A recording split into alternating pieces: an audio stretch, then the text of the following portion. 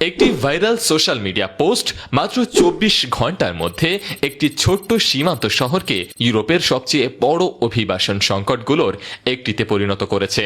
পোস্টটি ছিল, সমুদ্র পথে পৌঁছাতে পারলেই তোমাকে থেকে যেতে দেওয়া হবে। এরপর শুরু হলো বিশৃঙ্খলা। হাজার হাজার মানুষ ছুটে গেল সেউতার দিকে। এটা ইতালি নয়, এটা গ্রিসও নয়, এটা স্পেনের একটি ছোট্ট শহর যা চারদিক থেকে মরক্কো দ্বারা ঘেরা। এই সীমান্ত পার হওয়া মানে আপনি ইউরোপীয় ইউনিয়নে পৌঁছে গেলেন। গুজবটি টিকটক, ফেসবুক, ইনস্টাগ্রাম এবং হোয়াটসঅ্যাপে ছড়িয়ে পড়তেই অসংখ্য মানুষ সাঁতরে সীমান্ত ঘুরে যাওয়ার চেষ্টা করে। আবার অনেকে সীমান্তের বেড়া টপকে ইউরোপে ঢোকার চেষ্টা করে, কারণ তারা বিশ্বাস করেছিল এটাই ইউরোপে পৌঁছানোর সুযোগ। কিন্তু ভাইরাল পোস্টটাই আসল কারণ ছিল না। বছরের পর বছর ধরে চলা বেকারত্ব, জীবনযাত্রার বাড়তি খরচ এবং ক্রমবর্ধমান অভিবাসন চাপ হাজার হাজার মানুষকে আগেই চরম হতাশার মুখে ঠেলে দিয়েছিল।